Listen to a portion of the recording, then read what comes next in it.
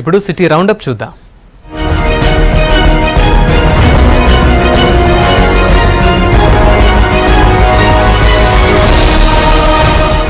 BJP మహిళా మోర్చా ఆధ్వర్యంలో సిటీలో తిరంగా యాత్ర ఘనంగా జరిగింది. ట్యాంక్ బండ్ వివేకానంద విగ్రహం నుంచి లోయర్ ట్యాంక్ బండ్ లోని అంబేద్కర్ విగ్రహం దాకా ర్యాలీ నిర్వహించారు. ఈ యాత్రలో కేంద్ర మంత్రి దత్తాత్రేయ, బీజేపీ లీడర్స్ జీవిత రాజశేఖర్, సినీ నటి సనతో పాటు మహిళా కార్యకర్తలు పాల్గొన్నారు.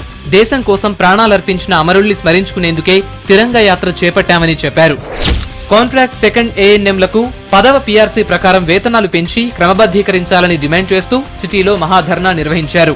రాష్ట్ర వ్యాప్తంగా అన్ని జిల్లాల నుంచి తరలివచ్చిన ఏఎన్ఎంలు కోఠిలోని కుటుంబ సంక్షేమ శాఖ కమిషనర్ ఆఫీస్ ముందు ధర్నా చేశారు. డిమాండ్లపై 38 రోజులుగా నిరవధిక సమ్మె చేస్తున్నా ప్రభుత్వం పట్టించుకోకపోవడం దారుణమన్నారు. వనస్థలిపురంలోని Apollo institute of agriculture college ముందు విద్యార్థులు ఆందోళన చేశారు. కాలేజీకి పర్మిషన్ లేదంటూ నిరసన తెలిపారు.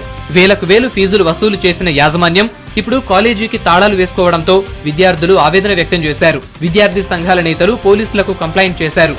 నగరంలోని వివిధ ప్రాంతాల్లో వ్యభిచార గృహాలను రన్ చేస్తున్న నిర్వాహకుల్ని అరెస్ట్ చేసి రిమాండ్కు తరలించారు మల్కాజ్గిరి ఎస్ఓటీ పోలీసులు.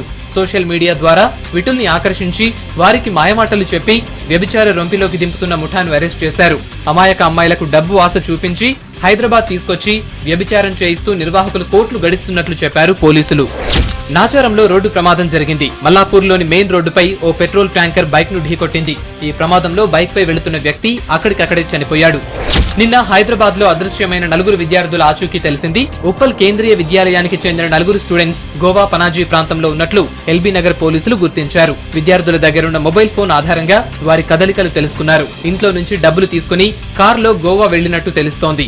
ఎట్టకేలకు విద్యార్థుల ఆచూకీ లభించడంతో పేరెంట్స్ ఊపిరి పీల్చుకున్నారు.